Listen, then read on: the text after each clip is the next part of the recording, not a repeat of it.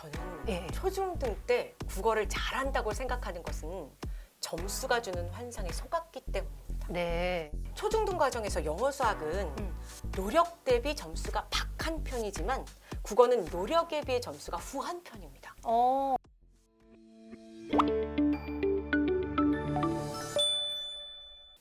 안녕하세요. 교육 고민을 대신 물어봐주는 교육대기자TV, 저는 대기자 방종임입니다. 이번 겨울방학에 국어 기본기 쌓는 방법, 구체적인 방법 오늘 알아보도록 하겠습니다. 안녕하세요, 강사님. 안녕하세요. 엠베스트 국어 강사 유현진입니다. 이렇게 만나 뵙게 되어 정말 반갑습니다. 선생님 톤이 너무 좋으신 것 같아요. 그리고 LEI 그 엠베스트에서 들었던 그 톤이네요. 우리가 이제 언어에 대해서 한번 배워볼게요. 제가 알기로는 초, 중, 고등 다 네. 국어를 가르치신 경험이 있는 걸로 알고 있어요. 네, 맞습니다. 지금은 중등 위주로 하고 네. 계시지만 지금이 딱 다음 학기, 다음 학년을 준비하는, 다음 학급을 준비하는 시기인 것 네. 같은데요. 먼저 그러려면 초등 국어랑 중등 국어 어떤 차이가 있어서 어떻게 준비하면 좋은지 그 부분부터 여쭤보려고 하는데요. 초등 국어랑 중등 국어 어떤 차이가 있나요? 먼저 중등 국어는 초등 국어와는 달리 동일한 성취 기준을 각기 다른 출판사의 검정 교과서로 배우게 됩니다. 초등학교 때는 전국의 모든 학생들이 같은 교과서로 공부를 했다면요. 그렇죠. 네. 중학교에서는 학교마다 다른 교과서로 배우는 것이죠. 또 초등 국어는 길지 않은 지문으로 읽기 능력을 익히고요.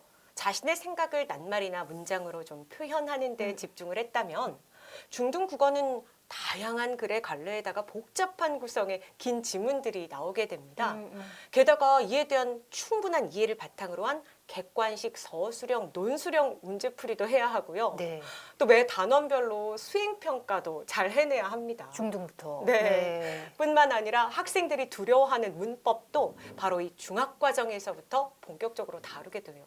그럼 초등 때는 문법이 거의 없나요? 있긴 있는데 예. 정말 간단히 문장을 제대로 표현하는 정도에서 네. 그치는 수준입니다. 근데 초등생이 좀 간과하는 부분, 네. 그래서 중등 국어를 오해하는 부분이 좀 있으면 한 3가지 포인트만 짚어주신다면요. 먼저 첫 번째는요. 국어는 영어 수학에 비해 덜 중요하다고 생각하는 친구들이 많더라고요. 국어는 우리말이니까 영어 수학보다 시간 투자를 좀 덜해도 네네. 충분히 잘할 수 있다. 이렇게 네. 생각하는 친구들이 많더라고요. 네네. 그런데 막상 중학교에 올라가서 한 학기 공부를 하고 나면 난이도 있는 국어 지식에 놀라기도 하고요. 네. 또 제대로 시험을 치르게 되는 2학년 친구들부터는 그제야 이제 국어 공부를 어떻게 해야 할지 몰라가지고 방황하는 경우도 많더라고요. 이렇게 영어 수학에 좀 치중한 나머지 국어를 손 놓고 있다가는 네. 수능까지 가져가야 할 기초를 영영 놓치고 마는 수가 생깁니다. 네. 그리고 두 번째는 두 번째. 나는 초등학교 때 독서를 많이 했으니까 국어는 자신 있다라고 생각하는 건데요.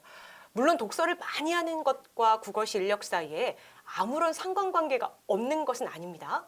하지만 편중된 독서, 그리고 양에 치중한 독서, 또 핵심을 간파하지 못하는 그런 독서는 네네. 국어를 잘하는데 자양분이 되긴 좀 어려워요. 네, 그 실력이 중학교 때는 좀 나타나는 것 같다. 그렇죠. 네네.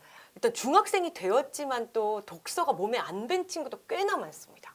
저한테 와서 선생님 저 이제야 독서를 좀 해보려고 하는데 무슨 책부터 읽는 게 좋을까요? 라고 묻는 친구들도 상당히 많거든요. 네네. 독서가 몸에 배지 않은 친구들은 일단 흥미있어 하는 분야의 책부터 읽는 게 좋고요. 네. 그렇지 않고 나는 독서가 어느 정도 몸에 배어있다 하는 친구들은 다양한 분야의 책 읽기를 좀 해야 합니다.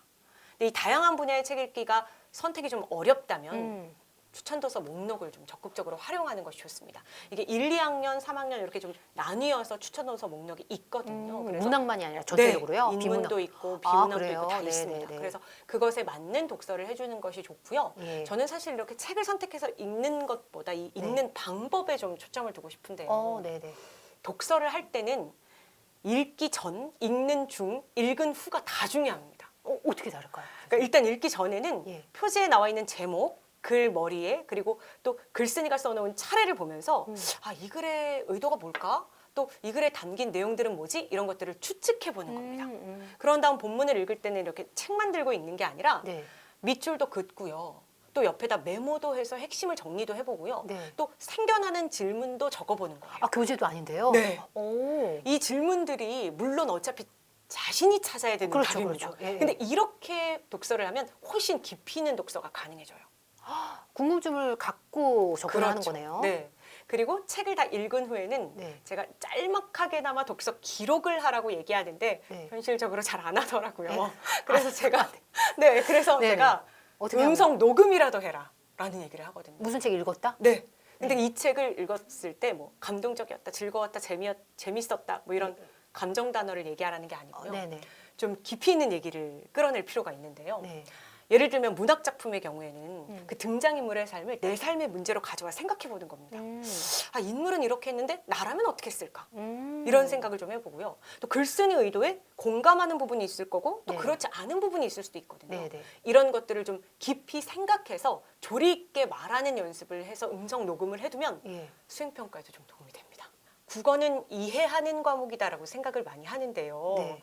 국어가 암기 과목도 해당하는 부분이 있습니다. 갈래별 다양한 특성들이라든가 수사법, 설명 방법, 또 다양한 문법 요소들 이런 기본 개념이 머릿속에 잘 잡혀 있어야 네. 문제를 훨씬 수월하게 잘 풀 수 있습니다. 그게 아까 말씀하신 문법을 좀 어느 정도 익히고 암기해야 되는 부분인가요? 네, 맞죠. 근데 문법뿐만 아니라 네네. 문학에서도 알아야 할 용어들, 아, 문학에서도? 네, 기억해야 될 것들이 꽤나 많습니다. 근데 말씀하신 것처럼 국어는 당연히 이해하고 네. 그러다 과목이라고? 보니까 많이들 나중에 어려워하더라고요. 이렇게 국어도 외울 게 많아? 이러면서 힘들어하는 친구들이 많은데 암기가 필요하다는 걸 꼭 인식해야 합니다. 그게 중등 때는 어느 정도 돼야 된다, 암기가. 그렇죠. 네. 그래야지 고등 때 좀 수월한가요? 그럼요.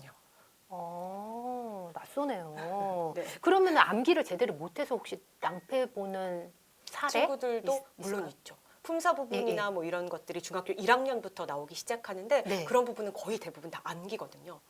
큰사가요? 네. 근데 이 부분에 대한 암기가 되지 않으면 예. 계속 구멍이 생기는 거죠. 이게 그러면 중간고사, 기말고사 학교 내신에서요? 네, 맞습니다. 아, 중학교 1학년 네네. 때는 또 시험을 보지 않는 학교들도 많은데 음. 학교마다 또 단원 평가 같은 걸 보기도 하거든요. 음. 근데 그렇게 시험을 보지 않는다고 해서 공부를 제대로 안 해버리면 네네. 2학년, 3학년에 가서 그 티가 납니다. 그러면 중학생이 이제 닥쳐서 하기보다 그 네. 전에 초등 때 좀 쌓아놓으면 좋을 것 같은데 네. 그럼 초등 때 뭘 잡아야 될까요? 놓치지 않아야 될 거. 예비 중학생들이 네네. 그 중학국어에서 가장 먼저 직면하는 게 언어의 벽이에요. 초등국어에서 쓰이는 용어와 중등국어에서 쓰이는 용어가 다르기 때문인데요. 네네네. 중심 글감은 제재, 뭐 낮자는 의문 이렇게 한자어로 바뀌면서 어려워들 하는 겁니다. 그래서 달라지는 중학국어 용어에 대한 학습이 꼭 필요합니다. 가장 강조하고 싶은 것은 바로 개념어 학습입니다. 개념어요. 네. 개념어가 이를테면 뭘까요? 이때 개념은요. 예. 각각의 갈래의 특성이나 여러 가지들의 정의를 아는 것부터 출발해야 되는데요. 제가 예를 들어 학생들에게 시가 뭐지? 라고 물으면 대부분은 시가 뭐더라?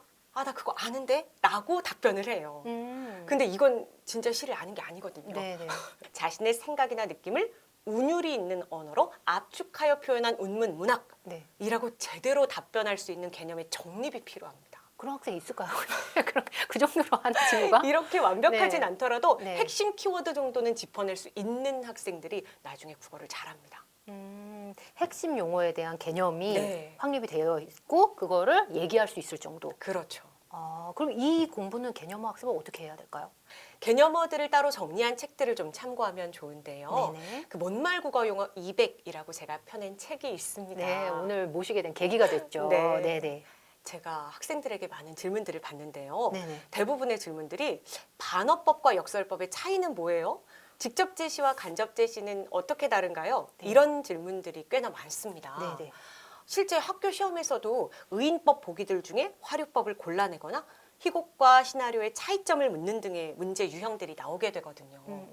제가 못말국어 용어 200에서는 내재율과 외형률, 내적 갈등과 외적 갈등, 혼문장과 겹문장 이렇게 헷갈리기 쉬운 용어들을 2개씩 짝을 지어 비교 설명해서 꼼꼼한 개념 학습이 가능하도록 해두었습니다. 초중등 때는 그래도 어느 정도 이렇게 잘하다가 고등 때 되면 성적이 아주 네. 드라이하게 나오는 경우들이 너무 네. 많은 것 같아요. 선생님이 보셨을 때 초중고 다 가르쳐 본 경험의 바탕으로 어떤 점이 좀 부족하다고, 어떤 점을 원인으로 보세요? 저는 예. 초중등 때 국어를 잘한다고 생각하는 것은 점수가 주는 환상에 속았기 때문입니다. 네. 초중등 과정에서 영어 수학은 음. 노력 대비 점수가 박한 편이지만 국어는 노력에 비해 점수가 후한 편입니다.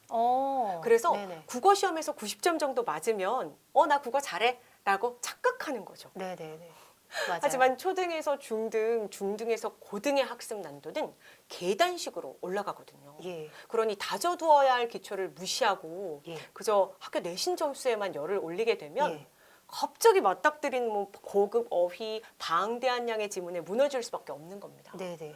게다가 또 수능 국어는 등급을 올리기는 정말 어렵지만 떨어지기는 매우 쉽거든요. 그렇죠. 네네. 그렇기 때문에 지금 이 초중등 시기에 예. 고등학습을 위한 튼튼한 기초 다지기가 좀 필요합니다.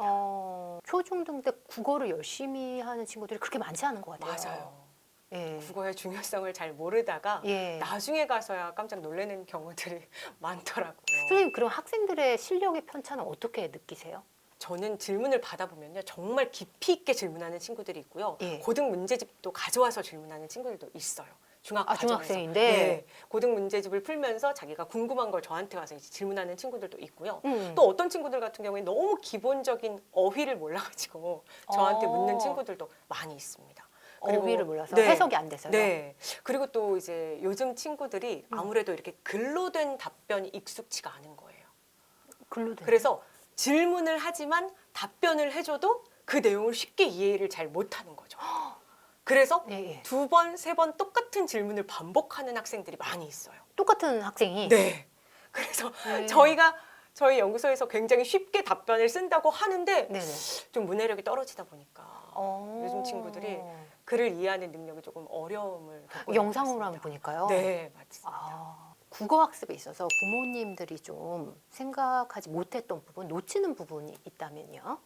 요즘 아이들이 기본적으로 알 것이라고 생각하는 어휘를 학생들이 모르는 경우가 정말 많거든요. 네네. 그래서 뭐 상승하다 이런 말 정말 기본적이라고 생각하는데 몰라요? 몰라요. 그리고 또 어떤 경우에는 단어의 뜻을 찾았는데 뜻이 더 어려운 경우도 많거든요. 그렇죠, 그렇죠. 네네. 그래서 이걸 말로 풀어서 예로 적용을 해서 설명을 해줘야 되는 경우들이 많습니다. 네네. 그래서 학생들이 이건 알겠지, 이 정도는 알 거야라는 기본 전제를 좀 깨야 한다고 생각합니다. 그럼 부모님도 그렇게 전제를 하시는 거죠? 네, 알 그리고- 거라. 네, 그리고 아이와 대화를 하실 때 네. 조금 다양한 어휘를 쓰셨으면 좋겠어요. 예. 오늘 숙제 다 했어? 뭐 이런 것만 묻지 마시고요. 네네. 평소 이렇게 뭐 세상 돌아가는 얘기라든가 뭐 또 이슈가 될 만한 이야기라든가 이런 거에 대해서도 아이에게 이렇게 툭툭 이야기를 해보시고요. 이거에 대해서는 어떻게 생각해? 엄마 생각은 이런데? 이런 식으로 자꾸 아이와 어른을 상대하듯이 대화를 좀 하시면 아이의 어휘력이 좀 더 올라가지 않을까 싶습니다. 선생님, 그러면 중등 내신 시험을 좀 네. 효과적으로 대비할 수 있는 방법, 어떤 점에서 초등이랑 좀 다르고 네. 논술, 서술, 수행평가 어떻게 좀 대비하면 좋은지 네. 알려주신다면요? 일단 객관식 문제를 풀 때는 반드시 헷갈렸던 부분은 꼭 표시를 해두고 내가 맞는 정답인지를 확인하고요. 틀린 보기가 왜 틀렸는지를 확인해야 됩니다. 네. 이게 왜 오답인지를 정확히 알아야 다시는 똑같은 실수를 하지 않거든요. 그리고 이제 학생들이 많이 어려워하는 것이 서술형, 논술형 대비예요. 너무 어렵죠. 네. 이 서술형, 논술형 대비를 잘 하기 위해서는 문제에서 요구하는 핵심 키워드를 잘 찾아야 합니다. 키워드요? 네. 예. 대부분의 채점자들이 문장 하나하나에 다 들여다보기보다는 네. 핵심 키워드가 들었는지에 집중을 있는지 합니다. 없는지. 네. 네. 그래서 문제와 조건에서 요구하는 핵심 키워드를 찾는 연습이 가장 중요합니다. 그러니 평소에 그 교과서에 보면 본문 옆에 날개단에 작은 글씨에 문제들이 있어요. 네네. 단락별로 문제들이 있거든요. 네. 주관식 문제들이. 그것과 학습활동에 또 다양한 주관식 문제들이 있습니다. 예. 이런 문제를 문제집을 보면서 나 이 답 알아. 이거지 이렇게 이해하지 말고 답을 직접 가리고 써보는 겁니다. 네. 그 연습이 서술형 대비에 가장 효과적입니다. 그럼 이게 맞는지는 어떻게 채점할 수 있어요? 문제집에 다 답이 나와 있어요. 답이 있어요. 네. 그리고 그 네. 키워드가 들어가 있는지 안 들어가 네, 있는지. 맞아요. 그렇게 확인하는 연습을 하는 것이 가장 도움이 되고요. 예. 또 이제 수행평가도 수행평가. 과연 어떻게 해야 하나 막 걱정이 굉장히 많으실 텐데요. 이 수행평가는 학생이 지식이나 배움을 직접 행하는 것을 측정하는 평가 방법이거든요. 그래서 학교마다 뭐 반영 비율이나 방식은 조금씩 다를 수 있어요. 그런데 평가 목적은 거의 유사합니다. 이 평가 목적을 알기 위해서는 이제 맨 앞에 나와 있는 학습 목표, 성취 기준 이걸 보면 이 수행평가의 의도를 알 수 있습니다. 수행평가에서 가장 중점을 두는 게 뭔가? 이걸 먼저 파악하는 게 제일 마치 중요합니다. 지문부 때 출제자의 의도를 파악하는 맞습니다. 것처럼요. 네. 그래서 그것에 가장 맞는 부합된 내용으로 말을 하고 써볼 수 있게끔 네. 연습을 하는 것이 대부분 좋겠죠. 써보기나 말하기 네, 평가 맞습니다. 방식인가 수행평가 봐요. 평가 방식은 말하기와 쓰기로 다 이루어져 있습니다. 아, 근데 요즘에 친구들이 말하기는 좀 그래도 하는 것 같아요. 쓸 기회들이 많지 않은 것 같아요. 네. 쓰기가 약한 것 같더라고요. 네. 쓰기 연습을 좀 해두는 게 좋은데요. 쓸 때 굉장히 막막해 하더라고요. 근데 네. 이게 어휘를 많이 알지 못하니까. 아, 그거의 차이일까요? 네. 어휘를 잘 알지 못하니까 생각은 많은데 음. 뭐라고 표현을 끄집어내서 해야 될지를 모르는 친구들이 많더라고요. 그래서 어휘를 풍부하게 알면 그만큼 표현할 수 있는 단어들도 많아지고.